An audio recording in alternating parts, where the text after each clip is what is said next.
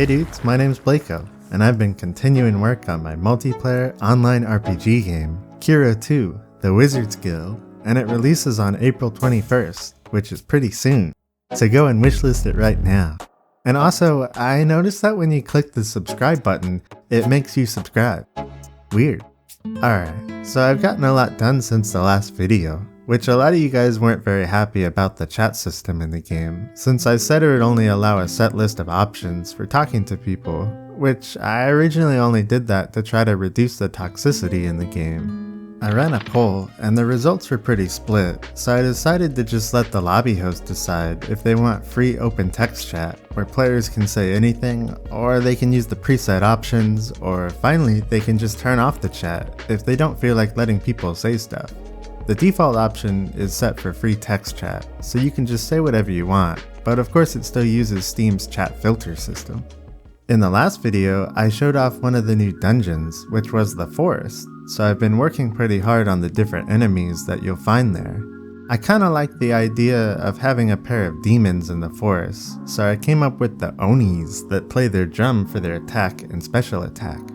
The blue one is more of like a demon cleric, so it can heal itself and other enemies around it, and the red one is a summoner, so it can summon other enemies, and I figured having both of them would be kind of an interesting dynamic, and I could mix and match the other enemies to pair them up. Like if I had a slugworm and the demon cleric, so the slugworm would run to attack players and the cleric could heal it from a distance. I also wanted some more normal looking enemies, so I added a big boar that can use earth magic, and its big brother, the dire boar. I kinda put a lot more variety of enemies in the forest because I wanted it to feel more diverse. I even finished the boss, which is a giant centaur, which I think it looks pretty neat.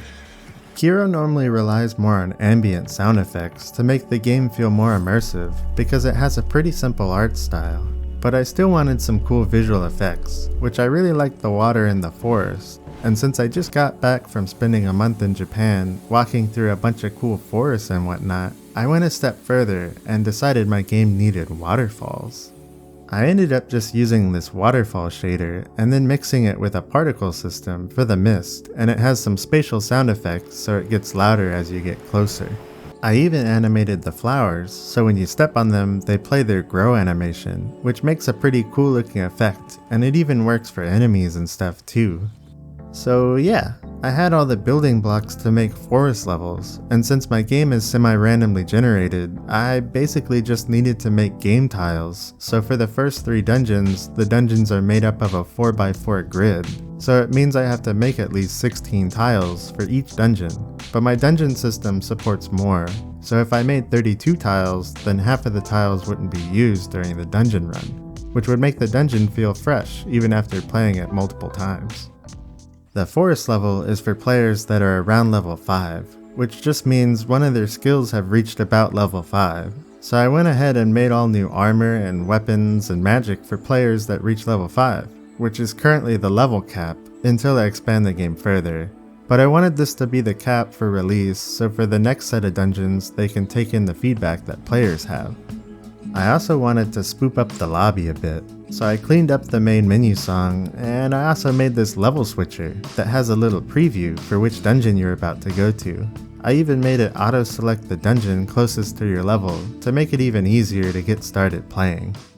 I've been playing the game quite a bit, and a few days ago I held a pretty big playtest, which we did it old school style, kinda like a LAN party where everyone came over in person and we just hung out and went through all the dungeons. I definitely think this is the best way to play the game, and second place would be getting some friends together in a Discord call, since it supports up to 6 players. But yeah, it ended up taking around 5 hours to beat all the bosses in the game in its current state, which I feel like that's pretty fair. Anyway dudes, that's all I got. See ya!